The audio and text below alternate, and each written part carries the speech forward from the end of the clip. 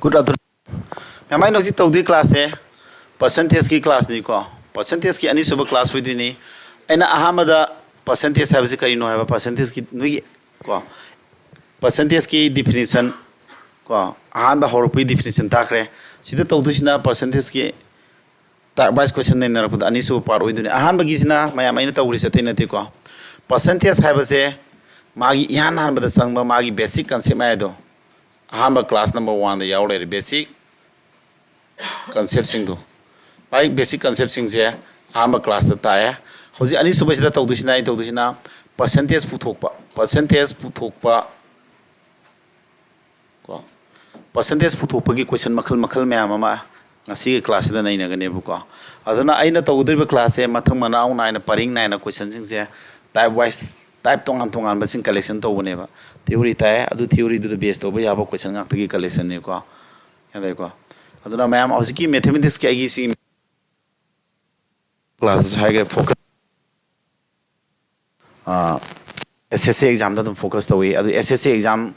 oiraga di karam ba job experience in yani railway ma 100% standard ni kai gino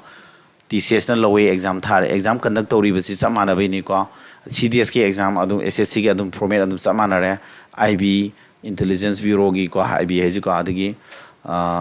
ate state exam sing UPSC ki CSET exam railway exam sing lo yar ba ta ne ko aduna scope yam chaw bane to si gi kono se khang ba kana ne ba class yaw kana ne aduna ai class di adum साथ खरा यावरे अदम class तो बहौरे अदम मखा तना यावनिंग मुलेरे गसु अदम याव यारने अदुगा मरोइन आई phone number जे सिदा आई phone number हापा मने से आई phone number हात्रे को आई फोन नंबर जे फोन तो सिलक प मे हाइदी यामे हाइदी कोचिंग यावगे ग तोगे ग मैम तो बुदो आइना काउंसलिंग पी लेरे कांदा सोमदा आइगोंदा पुरा आई ड्यूटी में हम फ्री होरे आई फोन बरी जे तुम मदि तुय मन ले दारे को इवन रेस तुंगे फंग संग बसी फोन जी को पक्तो कोन तराम को लाक्सिल अमम पाइ वरी सना ने को मंग मंग खंग्रे ज्ञान दाद्रे अदुना आई होजी के दौरे अखोगी कनो आईगी स्टाफ की नंबर ने बसिदा हाफे सिदा दम कांटेक्ट तोरो मोय अहमद पर्सनली वरी सना मतुंग दा आई सना नेंग याम दका अदुना मोय आईगी नंबर दु पिजरानी अदु वरी अदुमाइना सना तारे खुथांग दो को वरो बिरो म्याम सी कहिनो आई सी कनो तो बाय तारे कितंग रेस फंग्रे बा आईदी थबक आईदी स्टडी मटेरियल सेम बा हाइबा मका एमसु म्याम लेबा आई ट्यूशन बेस म्याम तोरजि मथक सिदा study base study material no yi tang na bkhona ba question compilation to ba exam ki question chana na ba sin ba lang ba hai bam su lei dana ko adu problem mo rakone ma'am adu de hoje akoi class e akoi pantha dana dum hawdara se ahama numi ta takhiba class to ya hawda ba mi der ga so dum noi khano to ro percentage ki class 1 du da dum yengo ko ai gi percentage tha ba akoi gi maths ki foundation base adu de dum yaw bone ko adu asinani so class hoidu e wa sit tawdi se no X% up to 80 equal to 15% up to 40 plus 20% of 310 high बसे the X की value पुथु आइ दुने बको अदो कनागुम साथन दि मसी के दवे लुबंग कदि नते को मेथेली होलग सुंगम याबे याब्रा मेथेली होट number नय दे ngam ni ko 20% of this side di 0 ka 0 khandare si 22 si 62 taramane 15% of 240 hare ko 15 0 khandare manga hom manga ni 32 kutra tu ko 62 gadi 90 atare somna 90 atare somna na kya tara x by 10 28 by 10 lai adidi kya ta somna kya tara ni 280 smile lane hore 28 x somna na 980 lane x pu to kya tara gadi 980 da 28 ne so yela ni ko 28 ni nya bra यारो इधर यार अगर zero लो इधर याद रखा दी 5 लो रहे हैं साजी 5 लो इधर है समाये तो रखा सी उन्हें थूनो खुद पढ़ी है वो को मैं हमको आई फोन नंबर आई की स्मार्ट बोर्ड की नहीं मैं फोन नंबर पाई दिया दे को मैम आई ना होजिक सीधे होले सीधे खर थूरे ना मेंटली कैलकुलेशन तो वही ने को सिगी स्पीड से नोए ना गमद्र बाउदा तब ना होट क्या रखा दी वो सीधे सीधे इन्हें क्या ताने है कि बनोइदा सीधे सीधे 35 ताने है 28 ना सीबो कब क्या ब्रो तो दिया ना सी सब संग क्या आदि जीरो में ले में जगह बोले जीरो लोई बान साथ आदमी ने बा तो दिया ना सी बोका क्या आदमी ने सी बोलो उधर नहीं तो दिया ना हमें ये लानी कर ले मग पता उसी जीरो का लाने एक ही सुरात जीरो लोई बदी यार 5 जा जीरो अदो 5 लोई बान साथ ही रख बने वो को पर ऐसी ना लॉजिक ट्रिक तो तौरे अदो नो इधर कर तब मकुक ते और ताके बुको सुम्मा से सुमाइन x% है बस कमाई नहीं बस परसेंटेज करी माने है मका 100 ने मदु नत्रो सी टाइप से हम हंगे बस जीडी वगैरह एसएससी एग्जाम वगैरह रेलवे एग्जाम वगैरह हम हंगे था x% है x/100 लाओइद्रो ओ पाइब से मैम इनटू ऑन थोकनी अदु उतु इति थमगनी कावगनु को से 15% है 15 बाय क्या 100 लानी 240 दिसी लाओइद्रो प्लस 20% है दिसी लाओइद्रो ऑप 310 है दिसी लाओइद्रो ओके मैम सिदि ककना बसिं आरे अदु ककना बदो अखोइना सुम सी ई लेबदा मतम संग्रा अदु आइना मेंटली होट ngam bai wane ba hot पदो यं कमाय दवसे सुमाय ककना गिरो इद्रो अदु दी तू गसी गदि 62 ताने अदु सुम उरगा दि सलांग तौबना फै हाबो वानी दा 00 कथन अनि मंगा का अदि मक सी मंगा का याय को मंगा होम मंगा क्या अनि अनि का अदि ट्राइथो होम क्या तारसा उठा ठुक नत्रो सोमदना मु 00 कथन अरे क्या तारा 28 का एस का लेरबा मखादा 10 नम लेरि को यानिंगी सिबोदि ज्ञान तारि नो सिदि 28 x थमो सी 10 जा सोम चलदि सेनि बिलु क्या न तिसनार दिया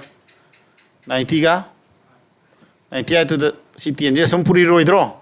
puri 980 tarane adu di som the x buto ke di 980 sida ke doba 20 yela ne ba akona 980 da 20 ni en ma sa sumaina tawle ri matam sangani habani da kunipan sina ham si yen jabro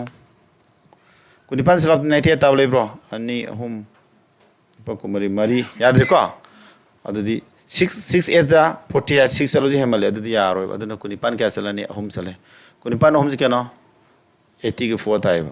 क्या लेमे से 4 लेमद्रा सी क्या लेमे 1 अदु होरे 0 लोरे अदु सी ये लिस कना no 8 नत्रो 1 की स्लॉट 0 लोबि कना सकन 8 5 जा 40 अदु 5 चलाने बा अदन समाइन तौदना अखोने चौरक पा मै येंग बै वाने अंक कोलम थागी दिदना कितन कैलकुलेशन जे सम याब्रे यंगो हाबरे दा मैम आइना थाइस दि तमना थाइ ज्ञान तारमनी को से सराम थुबि द कॉपी तौ खुना सिनगे हागने ने मुझे आई नोट एकदम पिरकदुइने बा अखोइ ग्रुप सिदा ताकि बसे क्लास नो थारकनी सिदा ज्ञान तानबा यंगो ता हौद्रे नसी कमाय लाखों खोपल हांगो को स्काइ देउ को सुम क्वेश्चन जे सम नसी याम हांगे बा जीडी वगैरह सीजल वगैरह अमा को नेक्स्ट तौर गे यारबा यारे को अदुगा कैलकुलेशन मतंग से मैम आई नुइ मरक थन कैनो हाइनिंगी को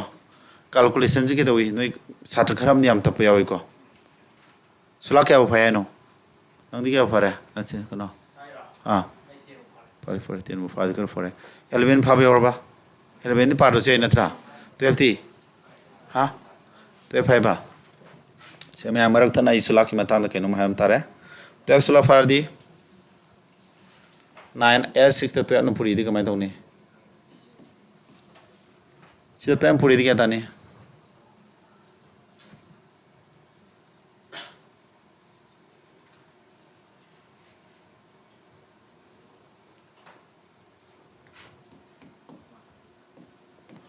ताब्रो थुब्रा इन तौजा अइना तौदा थे नते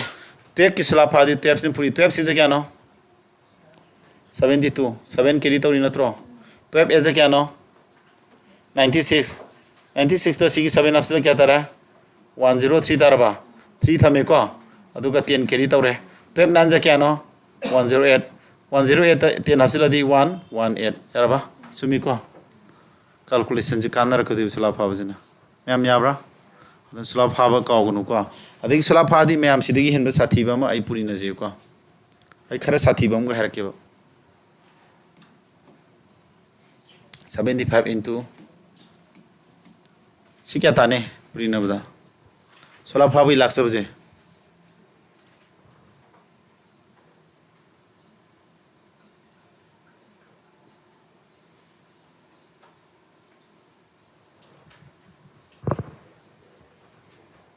क्या था नो ताब्रो ताब्रा सुमी को कमाई थोड़ी no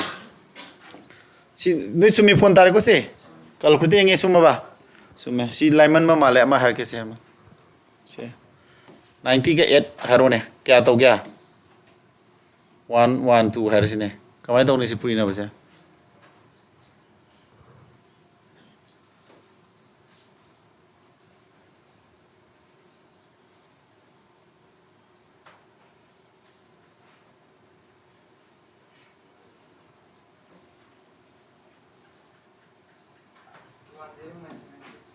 ha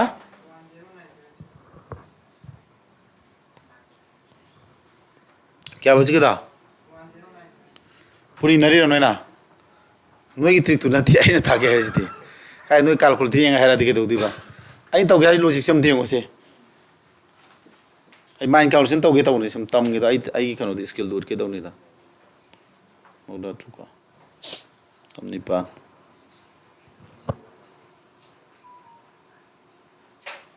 seven 6 lakh rane ka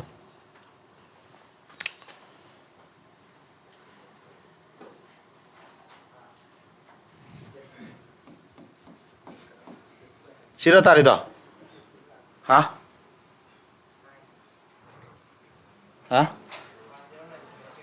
Try to natro. Try to nipan. Sam nipan da mapan uncharted. Sumai toro. Se mentally calculation to bani da. Sumai to wasi ki se. Ako na muna taro se yo. Puri na bada mayam ko. Logic ama to ge ba. तो हमने ये तो पूरी यदि no calculation Sinner कनो को calculation Sinner भी आता है क्लास दा ट्राइंग थोई निपान क्या नो मौदा टुक नत्रा नाइन खुद पूरे ट्राइंग थोई मपन सुला फादी साम क्या साम निपान नत्रा साम निपान तो हो जाकी क्या बा साम निपान तो मपन लफ्ज़ लदी साम निपान तो मपन लफ्ज़ लदी सामगा निपान मपन लफ्ज़ लो साम निपान मपन लफ्ज़ लदी साम चाटे नत्रो 7 थोंगे 11 खुद पूरे 1 असिदी लदी 90 आते 11 आपसे लदी 99 तरह आपसे लदी 10 7 ताब्रा समय तारा मनी ताब्रा ताब्रियो हाँ 90 आते 11 आपसे नत्रो 99 10 ओ 11 होई दी सी 9 तागदो नहीं सी समय 9 तो समय ना क्या अदगी अमगा है कैसे ऐसी कितन खंड सोरे से 80 का 6 हारे से पूरी नदी से ना 2 1 2 का हारे से समय ना तो क्या बजे मेंटली हॉट पदो सुम तंबई वाने दा हिबी सुहलो बा 30 पूरी क्या था 30 तरो 72 30 निपान मौदा टुक तरह से सामगा ओम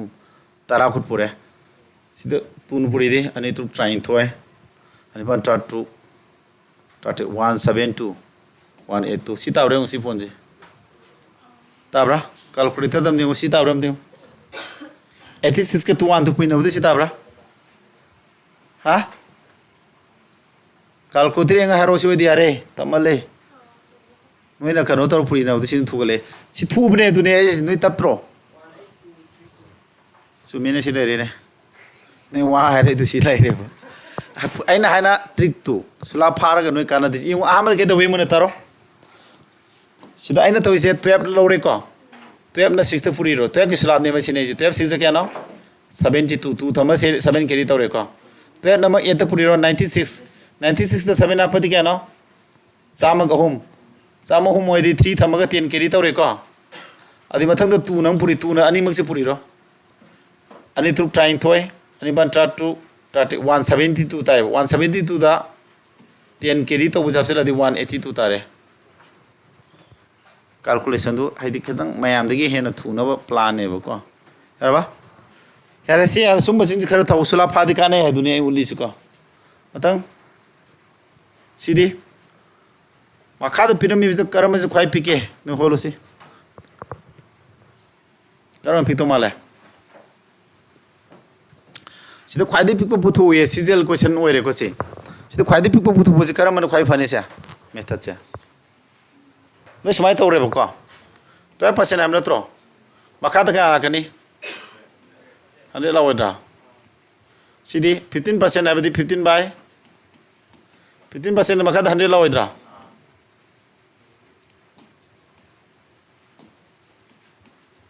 सिदी 10% आदि मा लावदा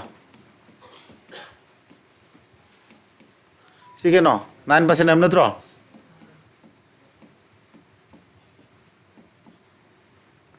मैम से लोजी हम थाके अब कक्न लेरनो से कक्न लेरनो अखोन फ्रैक्शन द मखा मानदी मथक चावबन के देउ याय चावी मथक पिकपना फ्रैक्शन द सेनि कना पीएम थारो 7/8 का 6 by 8 kana pi si makha mana di mathak pik phasina pi natro so no smallest oidro adumai tawdana si makha di sab man du natro akhona kakthal leira no ba makha di mana re khange ba na sen tobra makha 100 100 100 mana re adu thadi akhona makha sita kakthal naraga anko holadi matam adu mathik sangra ne ba ko adu sharukti ke dora puri naraga tawro se kada bra ta ka si puinoro train thoi ko kumanga puinoro ena sulama ma hama first class te igi bini ko yana ma class ta kari i kumanga ga mari ga kya tai ba sama kumanga ga nipan ga kya tai ba lising ama 125 ka 4 kya puri nei 4 puri nei kya tai 500 125 ka 8 ka lising ama sumaina pi gre ko hoji sangai is ke no 25 ka na pui na di no ta ka pui no kumanga trai to kya no puri na je mayang pui na to mong sina je ba si kumanga into 12 asi 4 kya no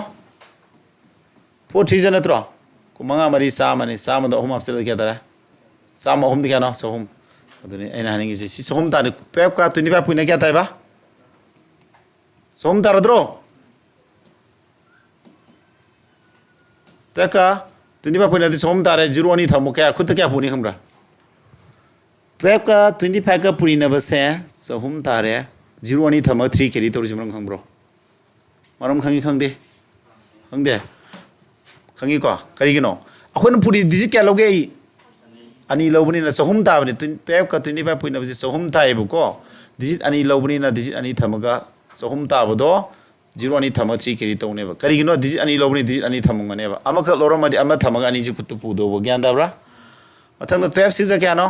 try to taruk 72 na tro 72 to khud po 3 ga 70 ga 5 puri na bodo mayang ma da mong da khar sina bai wane bai na gyan da ri bro mathang da sidi 15 5 जा 75 15 5 जा 75 the 5 अपसे the क्या ना 80 15 5 जा 75 75 दे रहा क्या ना 83 न throw मथंग दी 10 पुई न बसदी मैं अमलारा मनी दा जुरोम न पीरा लोरे को एन पुरी बदी मपन मपन मंगा निफुंगा मपन मरी कुंट्राटू निफु मपन बन 72 76 मखादे सब मानरे मथक त सिले दुन त मखादे छोरे 100 लाउइद्रो कनानो खाई पी एम मखा मानदी मथक पिक पथि वादेने स्मॉलेस्ट थी दुन नत्र कोई जा दा हागे दोनि को क्या सिन पी बा स्मॉलेस्ट क्या तारे सा ना हम सुबगी से क्या तारे सितार बा हागे तो मैं हमसे ज्ञान तारी ब्रो ता होई को अत कनागम साटन ककन ले मथक मखा ककन रनी थुए दुदी मथक मखा ककन गनु को मखा मानार लेबनी ना मखा जे सुम लेंगदन थंबिरगा मथक मसेन जे दम तोबसी next okay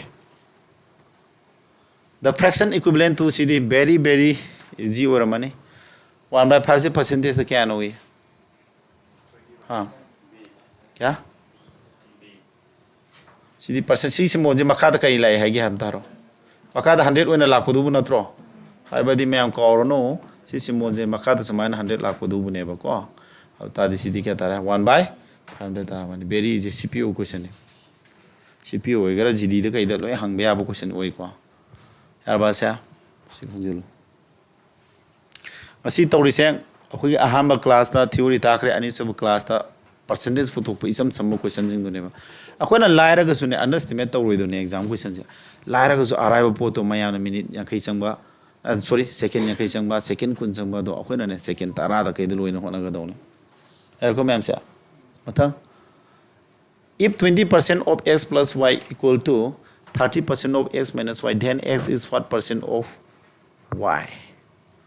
Mayam aina to ina takpa theory msangi. Masing ani gi yung ko. Sida noi the theory khara take. Angka jilai thong na ba. Ratio sama tam na ne. Twice x ka thrice y ga ma nahi pirama ba ratio kamai sani. Si ani ratio kya tanem taro. x ko y ga ratio ja x na y के lamina बसे ओइनी y ना x के lamina बसे ओना ने बको x ना क्या तारा 3 y ना क्या तारा 2 हम से हेरे को अमगम पीगे if 20% of x का 30% of y के माना रे बको सिदी कमाई ताने में थाई को सिदी x को y के से x ना क्या तानी y के लेमिना बसे y ना क्या x ka leminaba 20 x ka y ratio kya tare tharo adudi x na 30 y na kya 20 kauthanaraga ratio di kakna yada na 0 10 yen thui ni ko se 3 is to kya si abro ma'am yan dai ko sa adu ta de sigi concept ani jim sange adagi si ma'am khanga de ai di mind ho tore ba siang ka je 20% of x plus y ko x plus y na 30 x minus 1 si masingani mong da so x value puto ke di 30 to 50 25 tare x value y value na 5 tare x is what percent of y 5 ni x adudi si ta ne ba sa je ko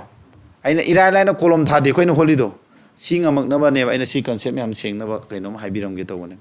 si concept ani jima nising ko matang ji da basic sing do ini koi do je khangam da ba sing khango sumaina leramba condition da x y ratio puto buje adugi matik lai on tho onjin khaki wari ni natra ado amagam haiya masing ani gi ai pakhom chalake ko pakhom chalake noi fongo pakhong ji angka gi pakhong ne masing ani khak leiba masing ani do aina ne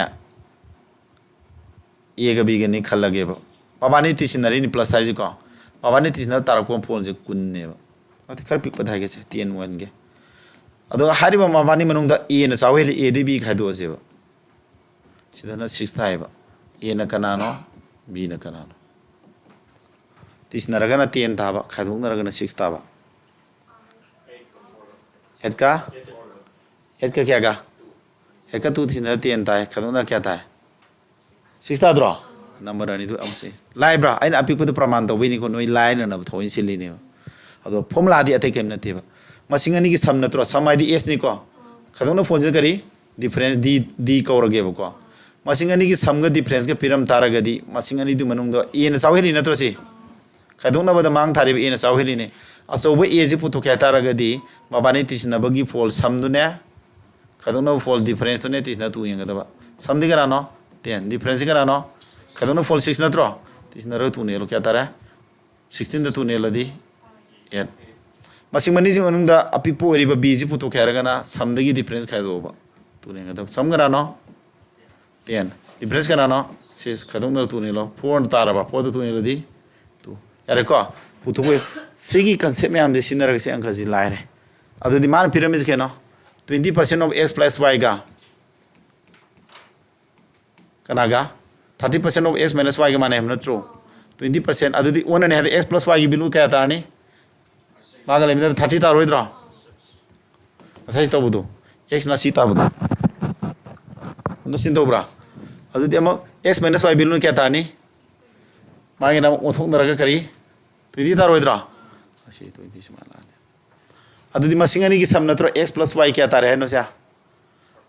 sam du kya ta re se x plus y sam du si ta ra ba sina x minus y difference du si ta ra ba masingani du manung da aso boy ri ba kana saw he ni x na saw he loidro khadung na bada x na mang thari na ada x ki value puto kya ta ke do ni basa tisna boy pol sam ga khari ga asi ji palo sam ga difference tisna du na tro sam gi tisna pol sam ai di tisna pol do ni difference adi kya no khadung na pol do ni ani ji tisna ra tu ni lo 50 da tu ne la di 25 y puto kya ra ga na sam da gi kana khaduk ti ba tu ne lo adu 10 da tu ne la di ma'am क्या दारी bro सिबो मसिंग x को y खंगद्रो Sumana x y जी पुथो याना सिदि theory नि को नोय मखोंग सिंगदोंनबा हाइदि आइना थाइसे हाना याहौ दे हाइबा लैतनबा ने को सिदि याम तो इन ताकपने सात्र सिंग खंगमनि ऑलरेडी यावर सात्र हंजन तालकपने बेदि को थेंगनरि गुदिंग ताकपने कयना बद सम रिवाइज होय जौना पाद्रो जु नोय अदम सिंगमनि चामा क्यारो सोरि बिसि ताइस निपालला तेलो मथम साउ निपालक ताखर मोलवे अरे को अदुदी मैम सिदा क्वेश्चन की लास्ट कई है नो ऐसे परसेंटेज पुतो का नाम खा थंगने है हाँ हमारे जगह कोई नहीं को x is what percent of y हम नत्रा x ऐसे करी y की परसेंट कोई सब पे मियाँ और इन्हें मरक सिद्धो को लेकिन थाई जो कोई क्या प्लानेट ले मियाँ और eco x is what percent of करी kana maka thangdun x ase y gi percentage kya nam natro kana maka thangane y na maka thangane gi permana maka thangne hagi da bro x ase y gi percentage kya no y ni ngane be x e gi permana adu tadi kya tare sia x na kya Y ने क्या 5 ना 25 एलदी 5 थोंब्रा दी 500 तारोइद्रो ma'am सिबो अदुनी दाइना से अइना kolam थादना तौरिदो नोइसु ngamne ba kaiso aina heibe hen mai na teba noina sigi logic ma'am से खितंग खनो तौदो मैंने सि फजन खंगजिलो अदुदी यारने इसका क्या दारी डेविड अदि नोइना ताव अनोबो से करिबा मिंग करी धनसित ओके वरुण उदासी क्या दारी समीदी क्या लिख रहा हाँ लास्ट रही है कन बेंसन दी दोन मन है रे कर यंगो मन ज्ञान था लो याम रिपीट तवे को चम हाइनो हनो अंक जी हम लुबा अंक ओइ दे को सी नेक्स्ट और क्या रबा बताओ what is the value of 20% or 40% of this Sumba अंक जी वो हाइरो इधरने नोइ याम तो yang मन MTS की निको सी अइना ने क्वेश्चन मखल मखल कलेक्शन तो रोबो जिन नोइ ने फारी ने सी हाँ CGL question GD हंगे GD question CGL हंगे MTS question 10 plus तो हंगे 10 प्लस क्वेश्चन कनो ना हंगे अदगी रेलवे क्वेश्चन SSC दा हंगे ऑन तो कॉन्जिंग अतनी सनाई लासी को अइने पारी लेक मैम जो म्यूजिक लेक्सी में सिद्धू क्या नो लिसिंग अमा क्या ने थियो मेस के लेक्सी में सिंग थियो लिसिंग अमा क्या सुने सी में आप जिन नहीं नरे ने अदुम खले क्वेश्चन जे ले खंगे बुको अदुदी मैम से 25% है क्या नो 25/100 नत्रो इदी फोन ताबा यावग्रे 40% है क्या नो सी ओ बाय क्या नो 2/7 into सी नत्रो सुम्ब्रो ओम ना करी ओंथोकनी मैम ओम ना into कावया देखो से सुम्बा सी साथ खरदी तप्पे दक दक दक नगदोने सी कक्नब तप्पै ने सी अंक दिन नोइद जम हांगे ने जीडी गी दसु याम हांगे बा अदुदी कुमंगा का दी मरी को फोन का दी 10 0 मा कथनगरे अत्रा सी 0 मा सी थब कथनगरे 7 का दी 30 2 का 30 का दी 60 यारे कक्नब द मी कक्नब यंग मजा मोशन मनी को इसाना फट कक्नब हैना बीम दा मथक मखा कक्नब सी कक्नब अरु सेम तो यावदे फट फट याब nga तनी पिरामिड को अदु MTS एग्जाम गिनी ओइ वादना बा लाइन बना अरे को मुथलगे समझे तापीद्रसु या हरकनी नोइना को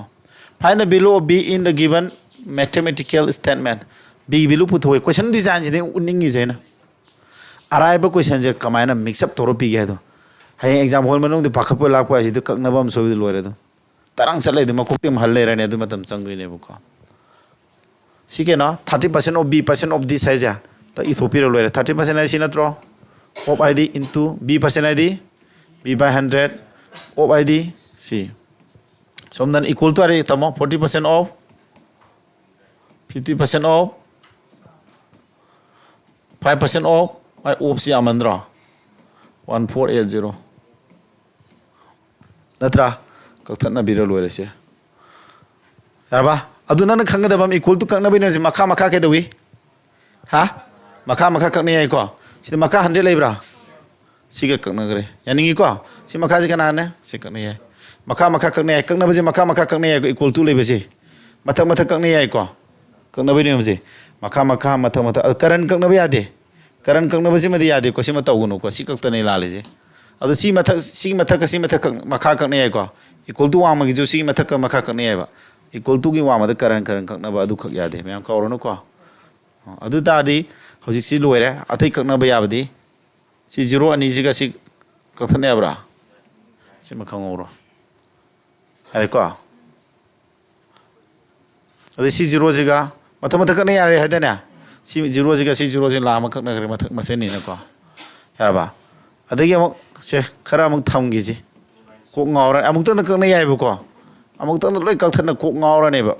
4 लेरे 5 लेरे हे एग्जाम गु न amuk tan कथलो आगी दि ताइ बनि न को amuk tan lo singi nga kana kana para kakna gi no ngawra kani no yeng ma nungai na amuk kakna gi exam da amuk tan one go da satlu silo yong kakna ba sin noi wa gi ni na se sap sana nungai bang khala pirame yadro sumi ko sia tu nam ka di tu taraba adu di manga ma ko manga ni kya no yang khai somne yang khai tare somna kya thrice b sumbro thrice b tar adu di b bu to kya di b bu to ke 3 jo som sala di 50 ka na yelo ne 3 lai bane se ka su de ai shortcut ka amda tawba nati ko ai hopam thokpadu khadani holisi kasu luba nate sumai sidi simple question ne kakna ba check tawba sa mane anga macha ang ko mane haitare gi seng na harabada ko anga masagi angka se ahal masa noida hangjile sidi kitang kok sangani se ts ki type ta tawjine am to khud thanabi ts price bi tawge buton ba seng si ko mya ta ba yong na bro man point nga yong ma se khara wa ba man bra kari exam no cpu na tro se cpu ide na tro 0.08 se smart percentage sai si law dro se nong kaladi re ko lo ya de ko quality le room na te ba se nong gadang thor ka ma khonjin ni lakani se salon le huji ka 100 makhada kya 8 point si power kya lege adu me am si toro adu ke dora se point matung di kya no le sa mangan ge hadi kya lane si point matung di ani mangan ge bagi 0 ani kumakani me am yare ko se नियम जे खंगदब me your अमदा हनबिरो इकाय ना दबी question हम मी इकाय ना दबी निको याम हम me the price एते के अला 0 अमा अनि पॉइंट मतुंग दि क्या ना होम नत्रो 0 होम लादि पुन्ना अनि जिगदि मंगा सोमदा 8 ले को आई नो जे हाइगु द ज्ञान तारे को क्वेश्चन याम हम मी दो याम सखरंगा तोंगा ना प्राइस फी नि को हाइदि याम खनिंग हनिंग ब सात्रनि खलगा 8 होम लक नत्रो 8 होम लक पुरिना दि 8 क्या तानी 8 ama ani ahum natro adi 8 kya tara makada 0 kya na ama ani ahum mari manga taruk tare nipan mapan 0 mapal adi 10 pawa kya lane du dia nan sibodi bino gyan tari adu mana sida yawri basigi mapan da 1 by power 9 hai ba 1 by 9 habam le sia yawro pran sada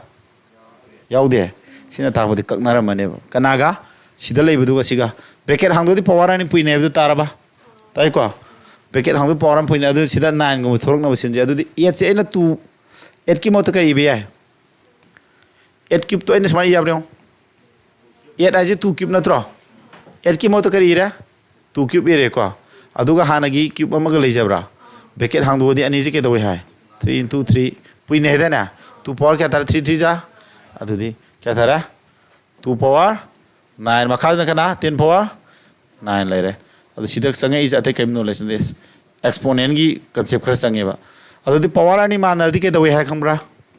common लोरगा माबानी J 2 bye क्या 10 थमो अदु का माबानी की कमन होइना समाना 9 थम्बी बि यारे इनी को अदु bracket न कंद करा लेरी 1 बाय 9 नत्रा होरे ब्रैकेट हांगा पुरी न रखन हेदना कथन अदि 9 गा 1 बाय 9 दि 1 थारबा मनों दि 10 दा 2 दा 10 एलदि पुर मतुं दि क्या थमनी 0 अमा यावनी न क्या 0.2 थमोद्रा अदु सिने कतना 1 ने 1 दि थमदो चारे सिमाय ता होरोद्रा लास्टा याम ज्ञान थाब्रा आई थुमन गे ब्राम थारो थुमलगो सदम हारो को यारे बे तपना होना गे कइनो बदा अखोय हैतबा अखोय द फोकस तौजेबा यारे को हैतबगी खुताक त तौजेबा हैरकाना समल होय नत्र स्पीड ता ताक्साजे करा खतर पी मा क्वेश्चन खरा तौजेरा दमाना नोन उदि सेतै केम नते बको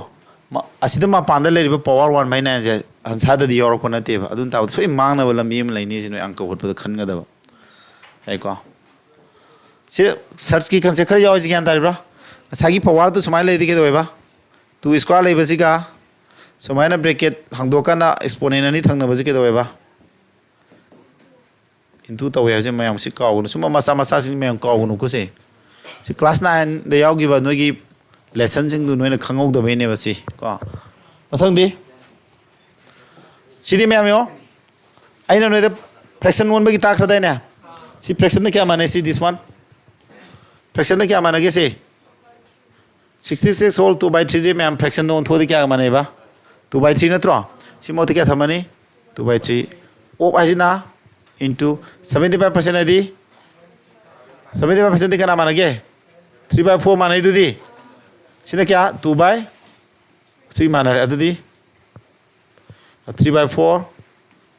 18 आदि 18 आदि क्या नो 8 हाबनी को निपान थोपे अमा हाइने अदुन 1 by 8 हाइने सी ज्ञान दब्रा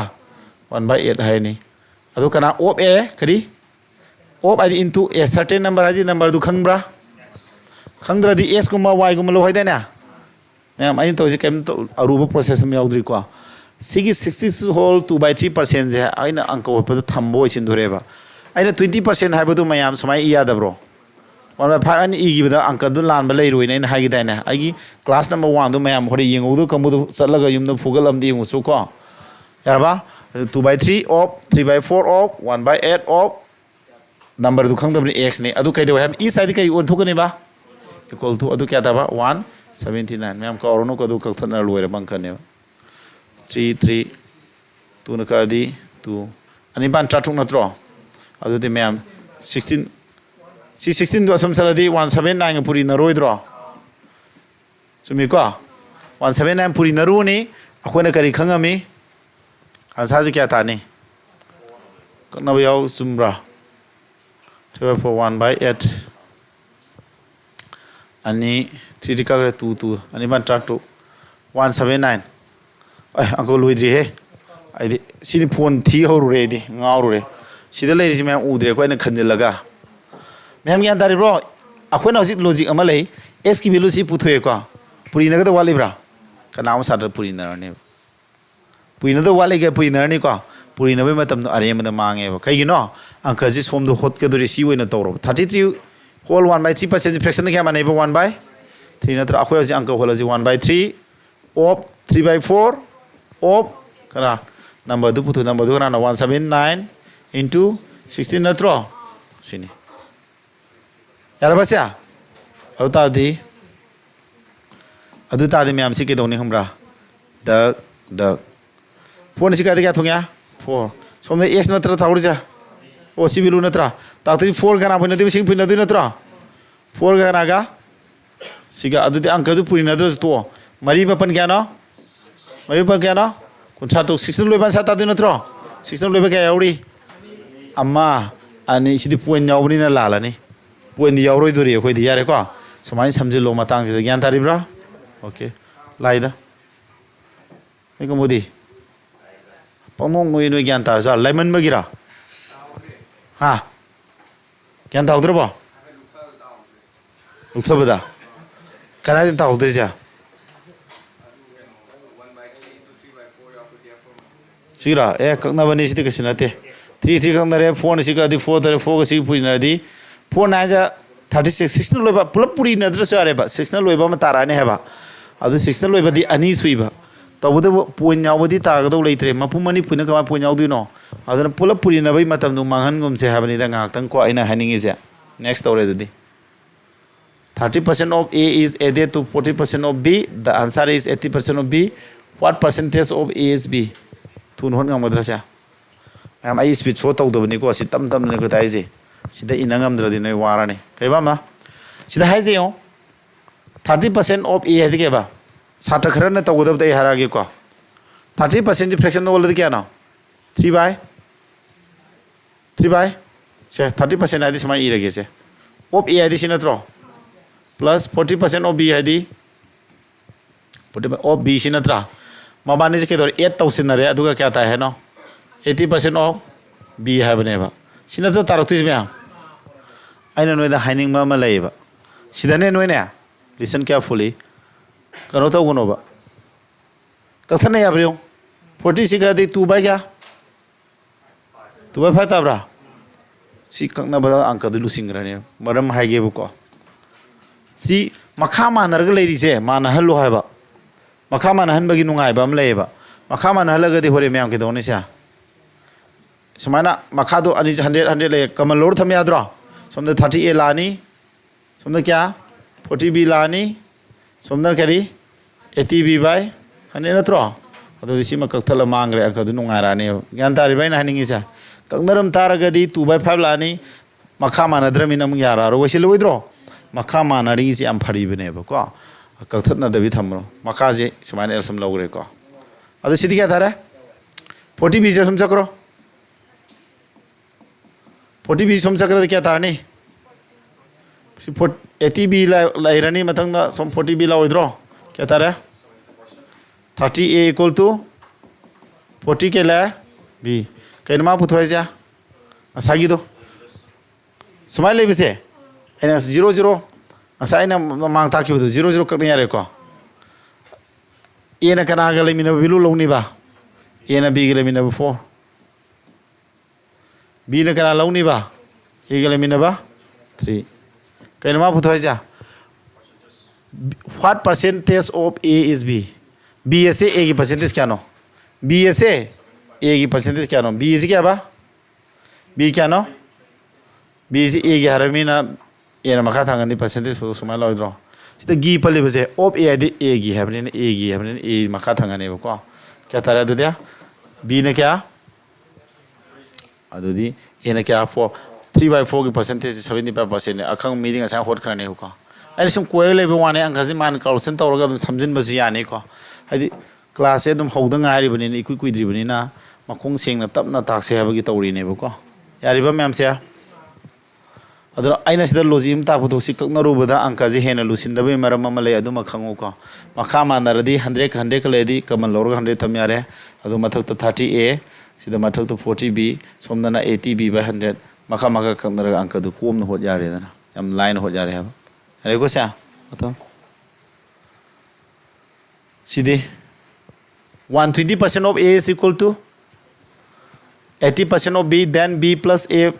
divided by kari b minus a. Kaya no siya? Si kamay hul ka daw no? Kamay hul ka rin bro? 120% of a have na tro. Kaya ba? 120% of a. At 120% hai di ka no? 120 divided by kari 100 lakto yun ba? Ado ay na nga sa taki wali sudo sana rose. Ang sa ama taki wali uro ba? 20% of A ga 30% of B kasi pyramid khala se ba.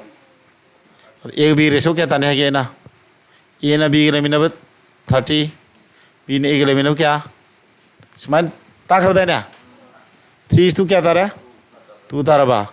और ताद A की मोटे करना लाओनी 3 B की मोटे 2 लोरो से अंक हो जाते हैं. अंडरस्टैंड तो इको से. ऐसी ताक रखने वाला. अदमाई तो उतना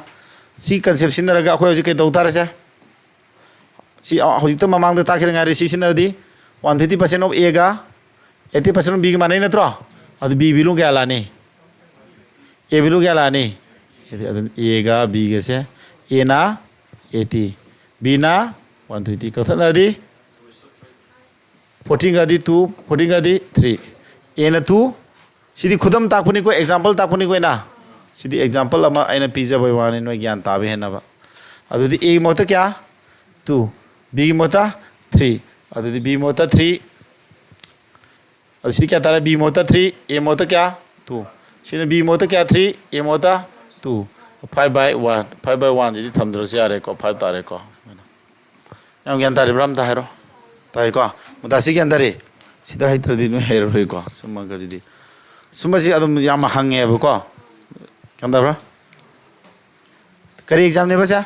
डाटा एंट्री ऑपरेटर एसएससी की कमांड है सेकेंडरी लेवल और नई लोग थाबे आएगा सी एग्जाम से सीधा ऑफिस ता तुम क्लाउड में फंड दोइने एसी रूम दो को मैम सीधी सु क्वेश्चन नंबर 11 जो होट हम बिदो मतम थागे प्राइस हम यें थोके लू मान रसिबो मालिको लूदी लू दबा x% of करी x% of a have नत्रो a तो मथक ले दो नत्रो सेम s माने y% of करी y% of b नत्रो b सोम ले रे अदु करी पुथवा बे ध्यान z% of करी b z% I the z% of से माना हाई जिस मायने नत्रो z% I C नत्रो z% of करी b पुथोगे अदु मैम अखोई पुथुआ है पोस्ट की करीनो पता का हो जाए look at this z% of मन तारो z% है z से मथक ले मखा लेगेद्रा z पे कना लाकनी z पे 100 नत्रो और z मखा लेबा ओसन क्या होए सी z मखा लेब्रा सी z मखा लेब्रा सी अंसा ओइनिंगाई मरम लेत्रे मोसी z न मथक लेगेदवने मखा लेबा याद को अंसा जी कदा दियावरा हा मैंने यावदरे को येंगसे अखोई बुतो z% of b हम नत्रो B की बिलु बुथो सी B बिलु बुथो के दी पका माने ककना bro wait kono makama na kaknare ko siya makama na kaknare adu taragadi b butuk tu na trasya b butuk kedi mayam se x a by y sina makha saloidro b ji som thamorani sumro siya phangiba b gi bilu je sid put tawsilo z percent adi sina tro op id into kana thamone op sum thamasine op sum thamasine b mo ta kana x a by y si yaw kana no thiro adu yengsi ko thammi khutamji ngawbra yengo sidegi sumain thammi ai ko yengo ko z lere si x si banak tu pusila thamage si x si pusila thame ko y makha le thum thame ko percentage z ta tapam da sida tapaka square di ko lebam ona bai wane ha ai mun taw ko se nbmp ge yam kana ba magi ko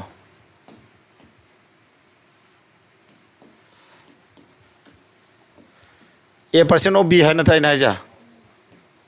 c percent ani smile han ja bra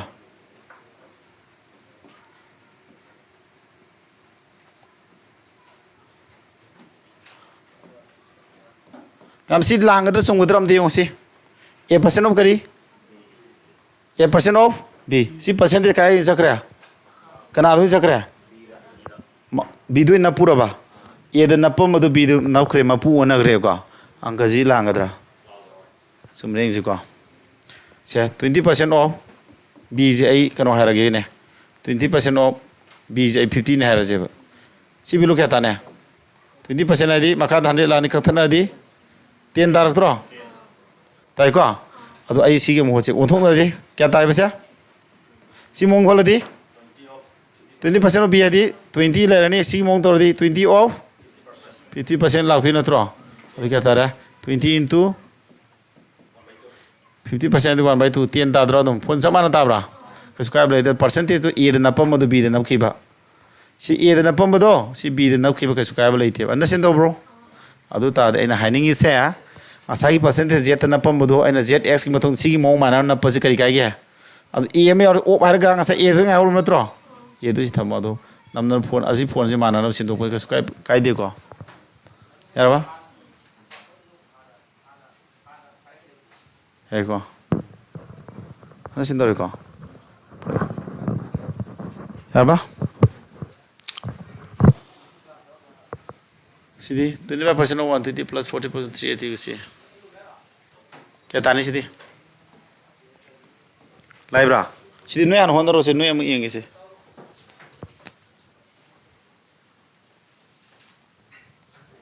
ये मुझे से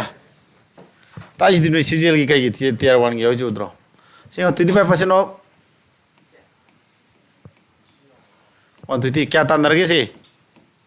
40% of uncle लाई को ngasi di 380 क्या माना रहे बसे खंगदा बसे कई हैन लोनी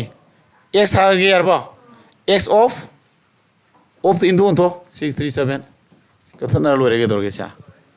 को मैम सिमा तो से मुन तारो कथन दी कुमा का दी क्या थोंया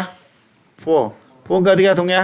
30 येंगो को सोमदा दोन तो 0 नि कथन रे 4 का दी क्या नो मनी पांग कुंठाइन तोय मरियम ट्राइन थोय 52 सोमदा क्या x into 637 सिक्या तार से 1 82 तारबा सोम 637 सोम लावइद्रो आंसर जे मैं हमको क्या न तादु जा सी हमको ऑप्शन जे हम द चेक तोरो कना को मदि ककना दे होने को ककना द्रिंगे तो ऑप्शन चेक तो बसे आंसर जे कना लोय सी नंबर जे 3 एन जाब्रो 3 एन जा नंबर जे कमाई तो हम ता 3 एन जाब्रो 8 9 10 11 दिस इज नंबर क्या था के 8 9 10 11 11 जे 3 एन जाब्रा आता मथा तो 3 लेबे answer Horo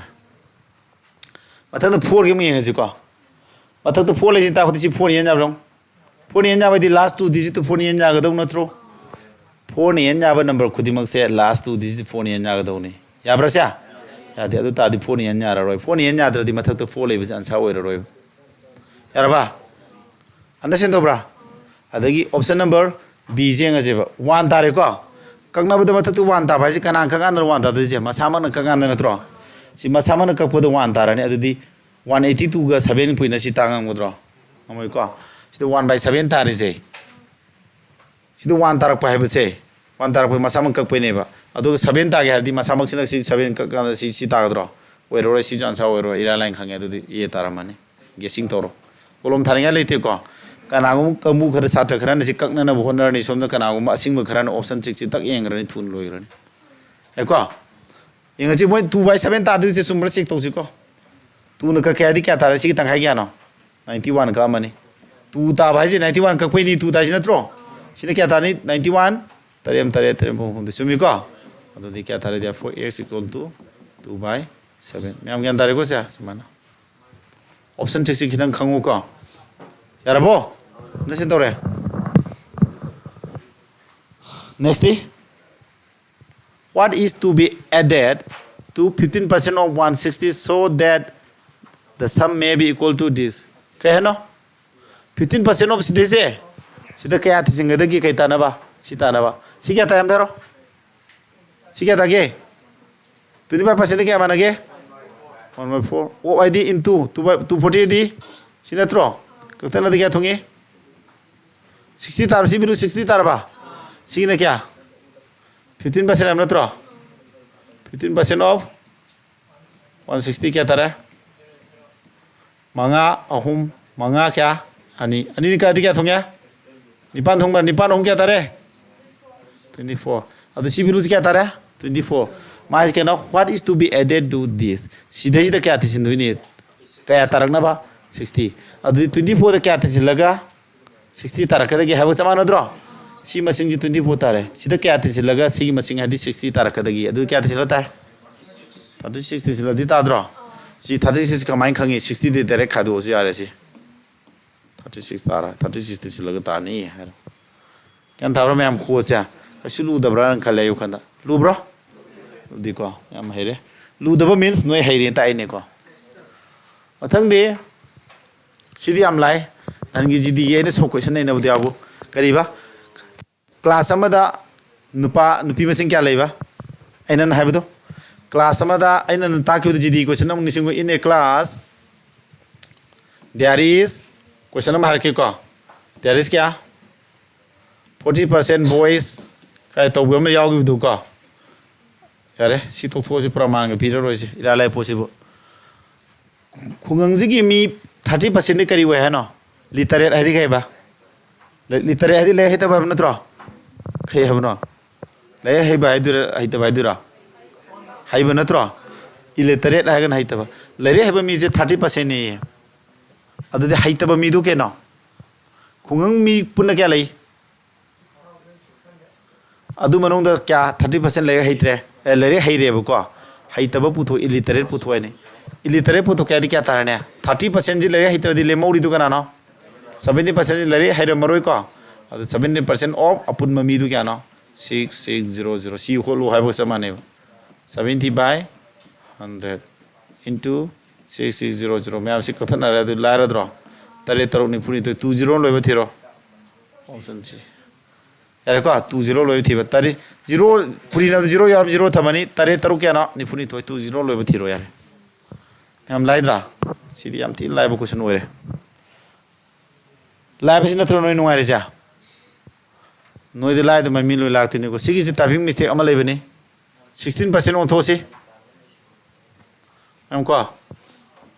typing mistake ma sam lei re sigi si mo thokro Sumana on top sumana 16% kari 16% of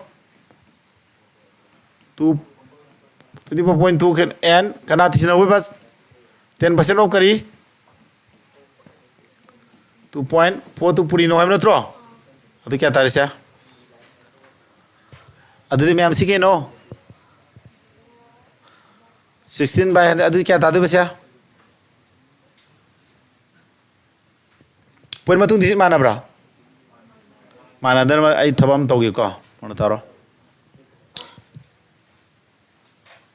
Si samai to budi. Si tien nen thodi kya thage? 16 da tien le kya ta nem tharo. 1.6 तारोइद्रो सी 0 अमा से मांगन ग्रगे 0 अमा से ये लुरजे 10 ngai ore ko si 10 ne 0 ma yaw ba si 10 ne 10 ne thodi ka na pixel loidro 2.42 taroidro si 0 ma kan ra 1 by kya tare 1 by 10 somdana kya 2.42 kama loge abra 2.42 se man brio 2.42 yaw re si de yaw bra adu kya ta ore si 16 by 10 sina kya 1 by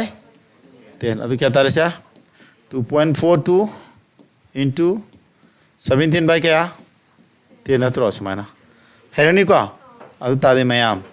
10 en thodi 1.7 ta dro ore puri na lu ra kan puri matung na ani thamdini ko tare ani kya no tare ni tram ni ra pur mari manga taru tare ni pa adudi tu na di na ba adudi sidi puri na 17 ki sula phara di 17 sula phara 17 tu je kya ba 34 17 4 je kya no 68 68 ta 3 apsila di 71 7 khut pore tate ani kuthra mari tare abadi 41 sitare ko adudi point matung da digit ani hom thamdi natro adu ama ani this one kya tare e tare lower library me simplification type question ni percentage sina be one ko adu si lairu ne ba kana am satra de ko si kak tok kak chin haita da am lu ba yawe ko type number 2 se aribo ma'am si bo se question amani dong hot ke what percent of 15 hours is 18 seconds cd 15 hours ya 18 second gi per man maka thang ne de na 15 gya ba hours se 18 nate gi palisi kana no 15 hour na tro what percent of 15 hours 18 second 18 second kana ya tare de gi palisi 15 hour na tro adu percentage photo ke kana poi diba ane poi dini are ko adu di unit si mana de unit mana de ke doni hai 1 hour a second kya no ha 1 hour is 60 second lo 1 hour hai ba se 3600 second ne ko adu di 18 haraga 50 le res hour mot ke le rani 3600 second mana di ini sikang tan roi dro somda 100 amaga lai ka oronu ko 0 ni phada ka tan ro 18 ga di ka thongya 2 matha to 1 by 30 adu percentage symbol wal auri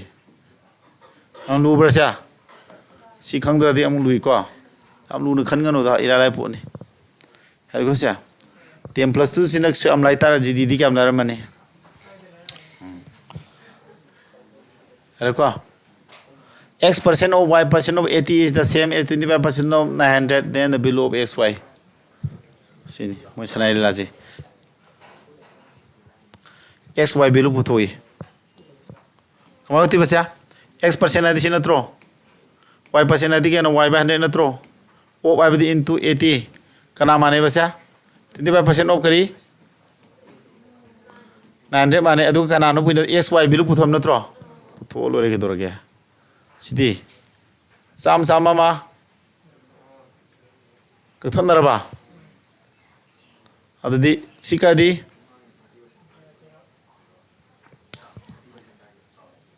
kumanga mari kumanga kya manga tharaba yare adudi akhoi puthokningi se kaina ba x by kya xy natro si thamoro makha ta kana leiba sida leiba sama ne 5 ne natra sakrane adra adi somdana kya 25 ne 9 ne sidana kya 4 dun ta silak thuja mathak leibana makha da kungi makha da leibani sina mathak ka gi yarba somda 25 ka nang hana leir mani ko makha da gi 100 ka 5 ka som ka gre si 4 makha kum gre lore xy biru si putho lore very easy me amlari me nungai natro atra asaj kana lore kanya phano lore ni ko phano le bam khang yaudra am thir si puri na le ru nu kha si an sai kana lo ni phano lore dra manga ko manga si zero lo gedra puri na da adu osan na the zero lo idra adu ira la na kana tarani si tarani sida puri na le mi du am sing ba tadal ko ꯌꯥꯝ ꯁꯤꯡꯕ ꯅꯨꯄꯥ ꯑꯣꯏꯗꯣꯏꯅꯤ ꯁꯤ ꯐꯨꯏꯅꯩ ꯃꯤꯗꯣ ꯌꯥꯔꯦꯀꯣ ꯁꯦ 25 into 5 into 25 into 9 ꯄꯤꯔꯝꯃꯤ ꯑꯣꯞꯁꯟꯁꯤ ꯌꯦꯡꯉꯨꯅꯦ ꯁꯤ ꯄꯨꯔꯤꯅꯕ ꯀꯔꯥꯏ ꯖꯤꯔꯣ ꯌꯥꯎꯔꯛꯑꯅꯤꯒꯦ 5 ꯂꯣꯏꯔꯛꯑꯅꯦꯕ ꯑꯗꯨ 5 ꯂꯣꯏꯕ ꯑꯃꯈꯛ ꯌꯥꯎꯔꯦ ꯑꯗꯨꯅꯤ ꯌꯥꯝ ꯊꯤꯅ ꯂꯥꯏꯗ꯭ꯔꯥ ꯌꯥꯔꯦ ꯌꯥꯔꯦ ꯃꯌꯥꯝ ꯒ꯭ꯌꯥꯟ ꯇꯥꯔꯤꯀꯣ ꯁꯦ ꯀꯣꯏꯁꯟ 20 ꯐꯥꯎꯗꯤ ꯁꯣꯜꯂꯝꯃꯒꯦ ꯁꯦ ꯅꯣꯡꯃꯗ ꯀꯣꯏꯁꯟ 10 ꯍꯣꯠꯂꯤꯒꯥꯏꯗꯨ ꯌꯥꯝꯃꯗ꯭ꯔꯣ ꯑꯩꯈꯣꯏ ꯂꯥꯏꯕꯩ ꯅꯠꯇ꯭ꯔꯣ ꯑꯩꯈꯣꯏ ꯉꯝꯃꯤꯁꯦ 60% ꯑꯗꯨ ꯅꯣꯏꯅ ꯍꯣꯠꯄꯗꯤ ꯑꯃꯐꯥꯎ ꯌꯥꯎꯗꯦ ꯑꯩꯅ ꯂꯣꯏ ꯍꯣꯠꯂꯤ ꯀꯣ ꯁꯤꯃꯗꯤ ꯀꯌꯥ ꯁꯤꯖꯦꯜ ꯇꯤꯌꯥꯗꯨ ꯀꯣꯏꯁꯟꯅꯤ ꯂꯨꯕ꯭ꯔꯣ ꯗꯦꯟ ꯚꯦꯂꯨ ꯑꯣꯐ ꯑꯦꯛꯁ ꯍꯥꯏꯕ ꯅꯠꯇ꯭ꯔꯣ ꯁꯤ ꯂꯨꯅꯤꯗ ꯁꯤꯖꯦꯜ ꯊꯥꯔꯗꯤ ꯂꯨꯗꯥꯏꯅꯦ ꯍꯥ ꯀꯁꯦ 60% ꯑꯣꯐ ꯑꯦꯗꯤ ꯀꯌꯥ 60 by ꯑꯣꯐ ꯍꯥꯏꯗꯤ ꯑꯦ ꯁꯤꯅꯕ 30% ꯑꯣꯐ ꯀꯔꯤ B नत्रो कहीं मा पामे जा B equal to 40% of C equal to x% A then below x से मैं आमी हूँ मका हन्ने रे कथन यार बा हाँ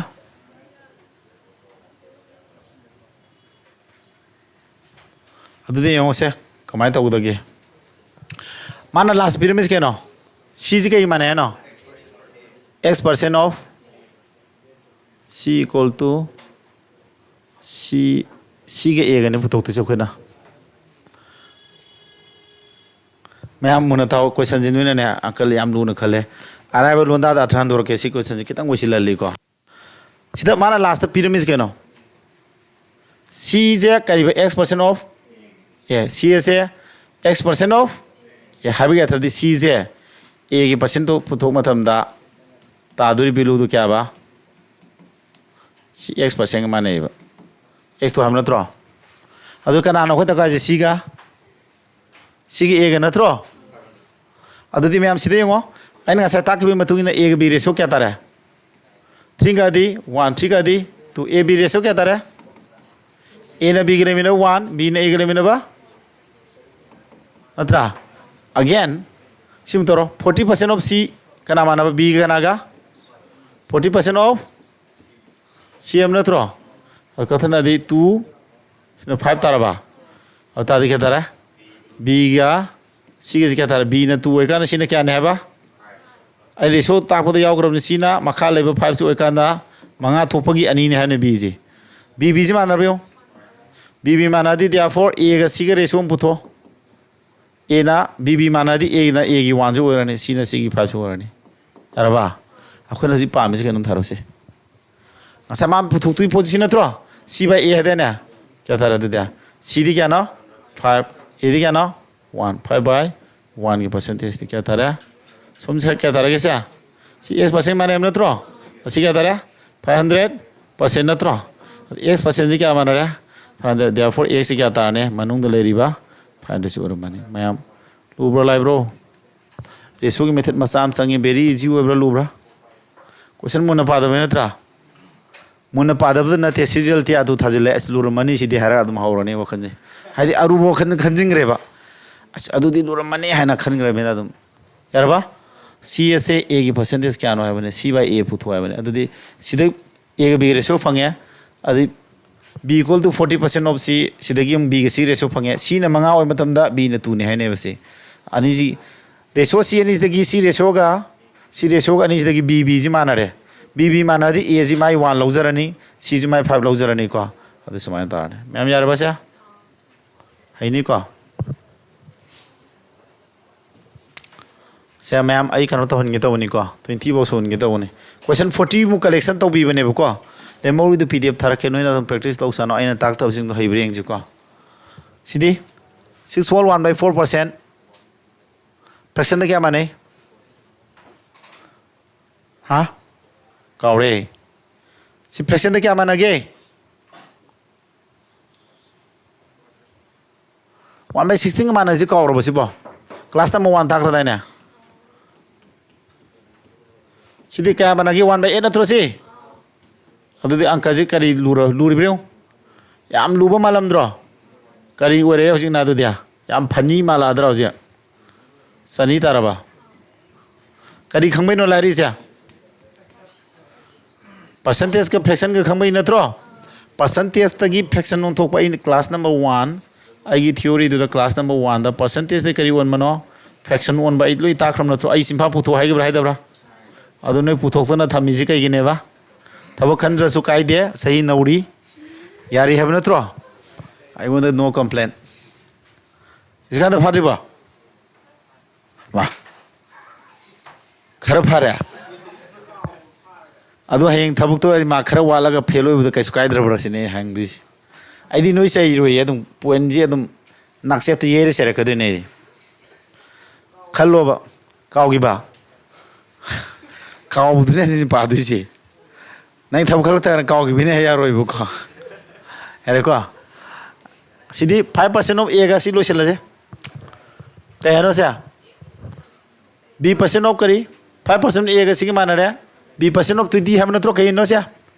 b% of teni pu thoi bane ba ma je si question je kai su lu bane khupi sin lu bane ba angka di lu bane te ba sana je mun ta ji ko man ka mai pi si b kono yo bra sa b% ai samai thamo je makha dhan de jaw bi yo bra ki to ane si b percentage si on tho no ba ma si mon ji mang da dai ne si mon ji mang de ba aduna si samai ai ni iri si iru no la le ba samai yo ba b% of kai ba 20 na tro akoi pa mi b du na tro b du si de sagalo ma pir na 5% of kari 5% of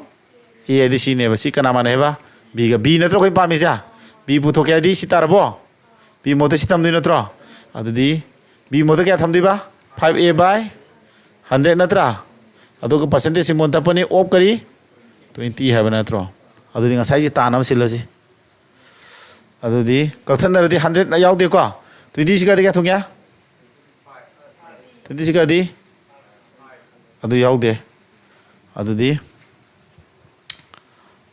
asi ta na sin du ni ko 20 yaw ko 5 ka di kun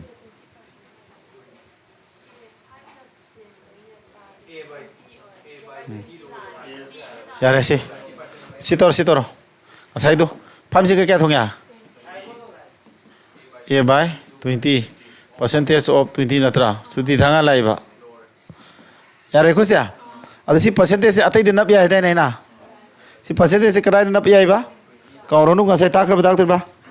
maun na pu som na phan gra di si 20 we na phan ba ya da bro adu si 20 do na khre ba si percentage se adu op tu som thamo aduga a by 20 makha maning puro si kaim kai ba leite ma'am understand to bra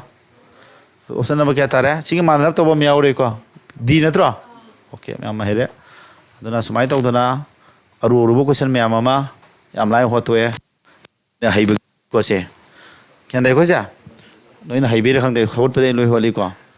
ma'am yare si class number 2 ni adu lemori bo question je ai yam collection to bi bane bo ko adu noi na du phazan practice to ro tai boys ma thong thong lu sil la ke ang mo khong sing cha si here ko si bo to si here andari okay